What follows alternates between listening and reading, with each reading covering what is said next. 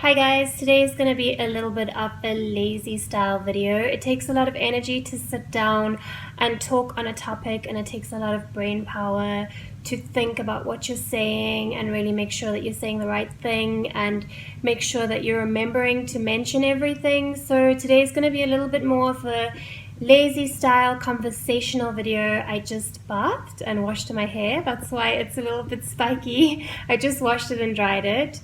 And now I'm going to have some breakfast and just gonna chat about what's going on in my life in general at the moment and at this stage of my healing, this stage of my illness, and how it's kind of hindering me actually living my life and living out my plans and how I plan to overcome that. So if you would like to hear more about that, stick around. I'm sure a lot of you can relate to the stage that I'm at and the kinds of things that my illness gets in the way of. So yeah, let's get into it. Okay, so for breakfast, I'm gonna blend blueberries, nuts, coconut milk, and this green powder, which is so good for you.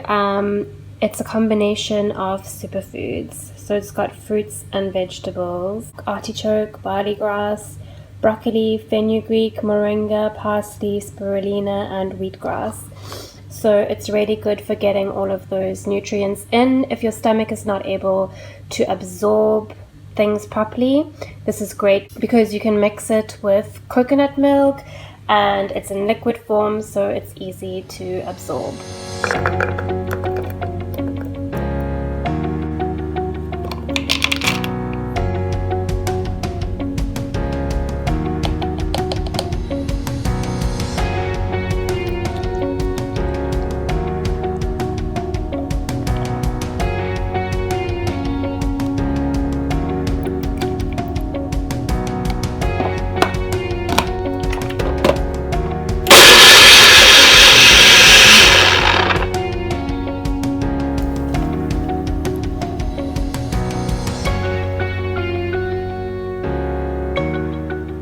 So Ross has just taken on a new job and we're in the process of moving at the moment because here in the UAE, usually your work provides accommodation for you, or they provide like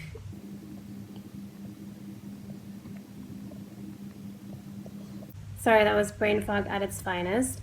Or they provide like a live out allowance for you to pay for your accommodation. So it's usually included in the package. So we're going to be moving into a new apartment and we have started packing. And when I say we, I mean Ross. But it's his first day of work today and I really want to try and get some stuff done, like as a surprise and a thank you for him, because he does so much for me. And so today that is my aim. I'm going to get some stuff washed to pack and maybe get some stuff packed. Let's see. But let me just show you what he's done so far. I'm really sad to be leaving this apartment. I really loved it. It's like in the middle of the action. It's got huge windows and I can look out onto the city when I'm bored or lonely, and I can see all the action going on, which I really liked. And I kind of like to be in the middle of everything just because, you know, I spend most of my time at home and it does get lonely and it does get boring, and recovery is lonely and boring. So I enjoyed living in the middle of the city. We're going somewhere a little bit more quiet and peaceful. So I think I'm going to soak that up too. But let me just show you what Ross has done during his transition. As you can see, there is a lot of packing going on here. And my medicine drawers are also going to have to be packed up soon. And this is the view that I was telling you guys about. I like to watch the city in action. We also have a balcony in our bedroom, so I can stand out on the balcony and look. Okay, so I just want to say before I try and get some laundry done that I'm not usually like this on a regular day. You guys are catching me on a really good day, but also I just increased my dose of my disulfiram, so I take 200 milligrams every second day now. So almost immediately when I started doing that, I had like a spurt of energy. Yesterday was also a much easier day. And when I say a spurt of energy, I don't mean like normal people energy. I just mean I am more capable than I usually am. But I still do feel fatigued and I still do get shaky. You can see when I'm holding my phone to film, I get like really shaky still. So I am still really weak, but I'm just a lot stronger on the higher dose. So I hope that lasts. I can never speak too soon because things are constantly changing, which is another reason why I want to keep updating you. But I don't want to make like a whole video just about the disulfiram because there's not that much to say on it. But things are just constantly changing, small things here and there. So that's why I have a bit more energy now and I'm going to take advantage of it. I know it's not good to always take full advantage of your energy when it comes and to not like push yourself so that you don't crash. But I'm just going to try and do a little things here and there, especially because we're moving. I want to be able to help out. I'm always so riddled with guilt about how much stuff Ross does. He works and he does all of the housework, like the cooking. He does most of the cleaning just because I have no energy. I do help out whenever I can, however I can, but I'm always so guilty for how much he does for us, even though I know he does it out of the love of his heart and he knows that I'm not able to do it, so he does it because he really cares. But I still feel really guilty, so whenever I can do a little bit, I am definitely going to try my best to do as much as I can and be conscious about whether it's too much for me or not. So let's see how it goes.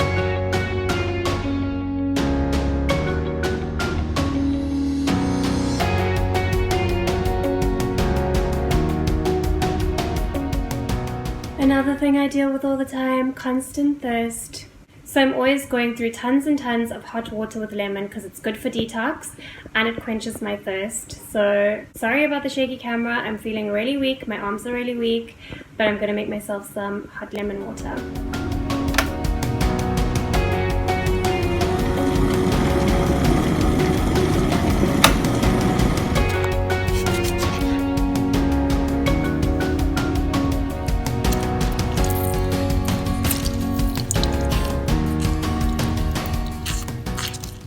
Okay, so I've got my lemon water and I kind of just wanted to sit down and talk to you guys about something that has really been on my mind and has been one of my main worries. And I do see on Facebook in the groups with people with Lyme and stuff that are around my age or in their 30s that they share the same worries, and it's something that's a really real worry and something really difficult to have to face. And I feel like a lot of the time I'm kind of avoiding thinking about it and I'm kind of pretending like it's not a real worry for now, but it actually really is, and it's something that not many of us talk about. So it's going to be my 30th birthday next year. On the 10th of March is my birthday, and Ross's birthday is on the 16th of March, but he will be turning 28 next year and I'll be turning 30, and it's our wedding in April. So the 4th of the 4th 2020 is our wedding day and I'll be 30 for our wedding day. But something that I've always really wanted is kids. I've always really wanted children. I've always really desperately wanted to be a mom, and I always thought that I would be like a young mom. I always thought that I would have children early. And then obviously I started to get health issues and I knew that it wasn't going to happen. But I never expected treatment to take this long. I never knew that it took this long before I started this journey. And I never expected that by the time I was 30 or in my 30s that I would still be dealing with these health issues. So I always just thought that when that stage of life comes, I will be able to obviously just have children just like everyone else. But obviously that's not the case. If I were to get pregnant after my wedding, which is in about 5 months' time, and if I'm still kind of at the place where I'm at now with my healing and not that much better than I am now, I honestly don't think that I would be able to go through with a pregnancy. I don't think that my body would be able to handle it. And I don't think that my body would be able to handle the extra changes and everything that comes along with pregnancy. And then I don't even want to think about what it would be like giving birth at this point because I have absolutely no energy in my body. It would be a nightmare. And then once you have children, obviously you have to have the energy to look after those children. And I want to obviously be a good example for my children. I want to be a healthy, happy mom who is productive, involved in their lives. I want to lead by example and show that you can be an independent person, and I still want to work and I still want to have things going for myself. And that's the stage of life where I want to be the best that I can be. And I really don't want to have regrets and like beat myself up about not being able to be there as much as I want to be, or be as good of a mom as I want to be. So those are all really real worries. But I see in a lot of the Lyme and pregnancy groups on Facebook, in the discussions, that a lot of the ladies say that when they get pregnant, for some reason, their symptoms go away and they go into remission. I have no idea why this happens, but it does happen for some people, and for other people it doesn't happen that way. And some people have absolutely awful, nightmarish pregnancies and birth experiences, and then some people feel better than they've ever felt during pregnancy. So that's really weird. I just don't think that it's worth the risk for me, because if I am one of those people who I don't go into remission during pregnancy, obviously that's going to be really terrible. I wouldn't do that to myself, and also I wouldn't do that to my children, because there is a possibility of Lyme being passed through the placenta, and I would never ever ever be able to live it down if my children grew up with the kind of health issues that I grew up with, and if they struggled their whole lives with health issues and health worries and anxiety. But then again, on the contrary, my parents didn't know what was going on with me. I wasn't really able to verbalize what was going on with me. We didn't know it was Lyme. We did know that I was bitten by a tick at the age of 2, but the doctors claimed to have treated it sufficiently. They put me on the standard antibiotics, and then they basically told my parents that's all that's needed and she's fine. And then I went on during my life to have all these other health issues that they thought were separate to the tick bite. They didn't link it back to the tick bite. My doctors didn't link it back to the tick bite, and so my parents trusted my doctors, obviously, and they didn't link it back to the tick bite. So we just thought that I had asthma and I had allergies and I had eczema, but actually there was a whole lot of other things going on that I couldn't verbalize because I was too young to verbalize. I just thought it was all related to the lack of oxygen.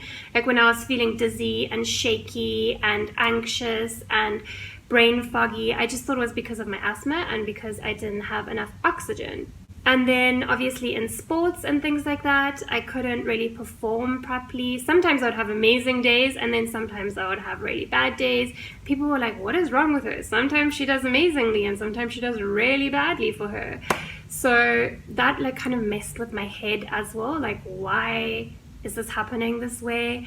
And then also in class, I really struggled to concentrate, but naturally I was like a really bright child, so I would do really well as well in class, but then I would really struggle to concentrate, and eventually I was just like, oh, I'm not even going to put in the effort. I'll just rely on my brain and I'll just answer it to the best of my ability, but I'm not going to put in the effort to concentrate, to work and all of that, because it was just too much. It was too much energy for me. It was too hard for me.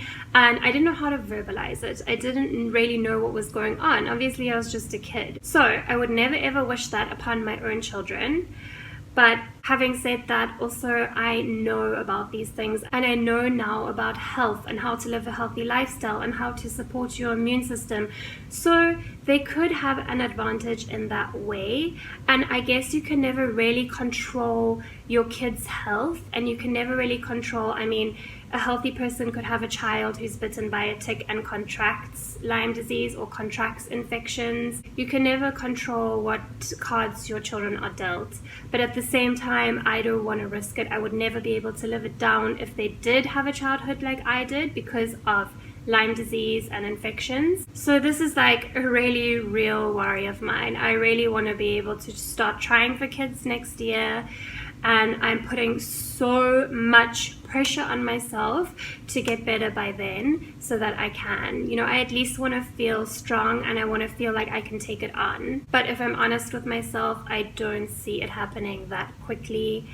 And it breaks my heart. It really breaks my heart, just like so many other things. Like, I'm not able to work like I would like to work. And by nature, I'm someone who's like an overachiever, and I really like to push myself and be busy and do things. I know this because in periods of my life where I was feeling better, I would want to just take on the world and do as much as I could. And I'm so determined in my mind and my soul, but my body is just not able to follow. And it's the most frustrating thing ever. I have all of these goals and dreams for my life, and I'm such a determined person and such an ambitious person to be the best that I can be, but my health is just getting in the way, and my body is just getting in the way, and that is the most frustrating thing ever. So if you're in the same position and you're wondering what on earth you're gonna do, please do comment below. Or if you had Lyme disease and you've had children and everything's gone well, also let me know below. And also the opposite side of the spectrum, I'd love to hear from other people what their thoughts are on having Lyme, getting pregnant, and raising a family with Lyme disease. I guess another question would be, do you treat yourself during pregnancy, and how do you do that? I know a lot of people take an antibiotic during pregnancy, the one that's safe for pregnancy, amoxicillin or something. They take that during pregnancy just to take precautions and to lower the chance of it passing on to the child. But then when the child's born, I guess you can't really treat a baby, but when they're of age, do you treat them with herbals and a rife machine, or what do you do? I guess you really just make sure that they're eating a really clean diet and that they're living a really healthy lifestyle. But at the same time, Lyme is so unpredictable, so you don't know. I would also be really interested to hear from parents whose kids have Lyme disease and they're doing really well now. I'd love to hear from parents who are in that situation, especially parents whose children have had Lyme disease from a very young age. It's just so sad, you know, you watch other families and you think they're so lucky that the mother has her health and she's able to actually live a normal life and just be a healthy mom. I think people don't realize what a privilege that is. That is like such a privilege to be able to actually just cope health-wise in that way. And I look at families and I'm just like, oh, they are so blessed. They are so blessed. That's all that I really want for my life, is just a simple, happy, healthy life where I'm able to live normally. Will that happen? Let's see. Guys, please continue to keep me in your prayers. I really do appreciate it. Your prayers really do help. And I have really made huge improvements in the past 2 years. I've really come leaps and bounds, and I think that that really needs to be acknowledged as well. I need to look at the positives. Okay, I'm gonna try and do some packing now, and then I'll talk more a little bit later on things that I do to keep positive and get me through times like these when these thoughts kind of worry me and get me down. I do have a strategy that works to get me past those thoughts, and I'll discuss that a little later.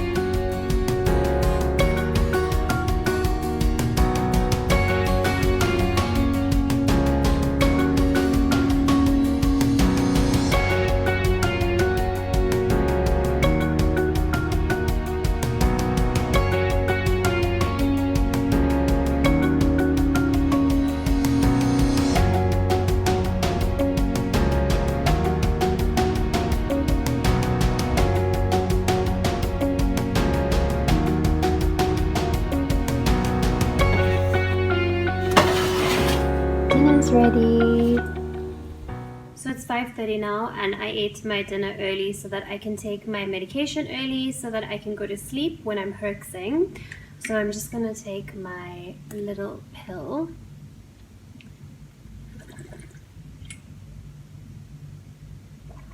And then usually I drink a lot of water with it because it does sometimes give me some acid reflux symptoms. So I like to just really down water after I've taken my medication.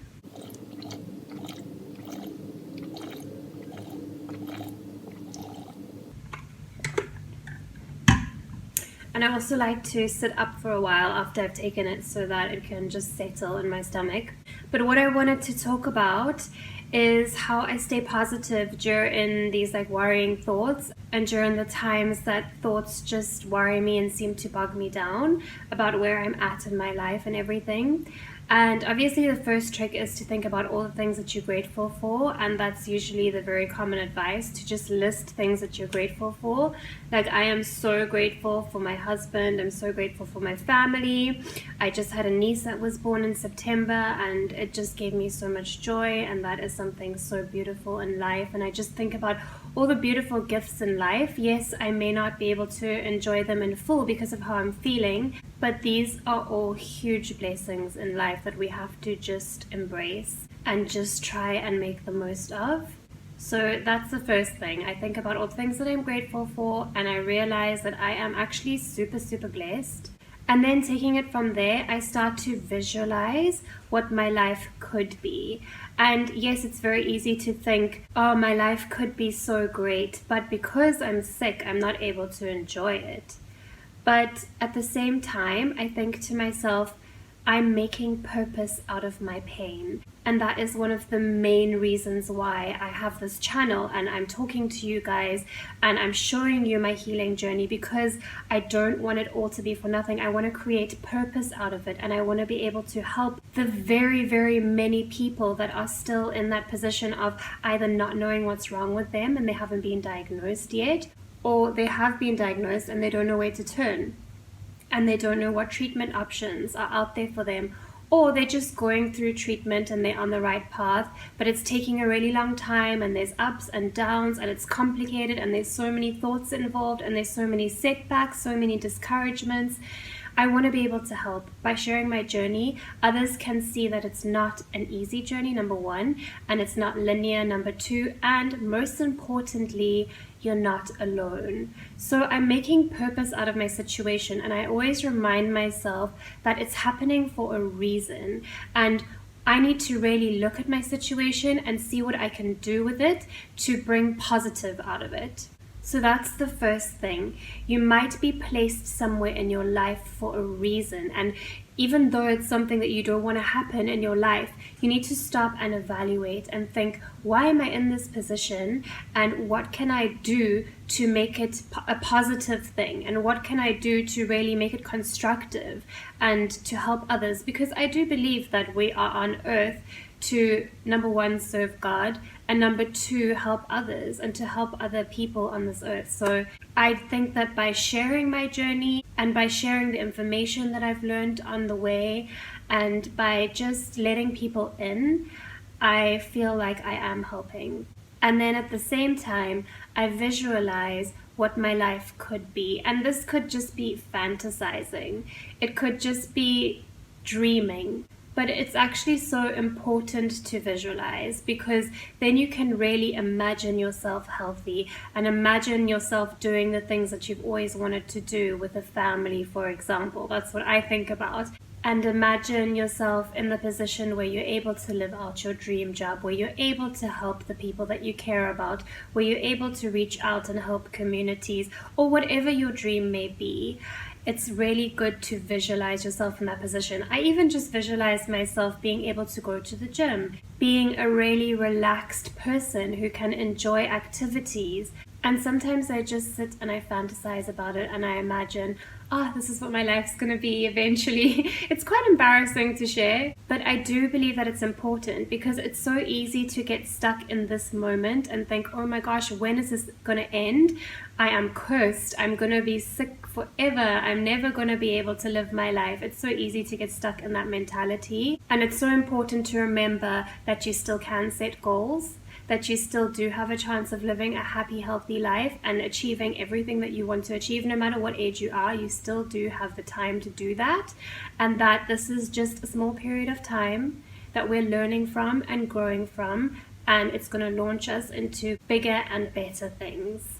And then, of course, if things don't happen the way we want them to, we have to learn to just accept. We have to learn to, again, then look at where we are placed and what we can do with that, and evaluate what we think we're supposed to do with that experience and that challenge. So I just wanted to share that with you guys, and I really hope that it helps you to feel not so stuck and it helps you to look outside of where you find yourself and to bring positivity into your life. Thank you so much for watching. If you're enjoying following my journey and you haven't subscribed yet to my channel, please do press the subscribe button below and make sure that your notifications are turned on. There's a little bell button and it will give you an option to turn on your notifications, because only if your notifications are turned on, you'll get notified when I upload new videos. And if you do like this video, please put a thumbs up below the video, because it helps for other people to see it, and I do want to reach as many people in our position as possible. See you guys next time. Bye.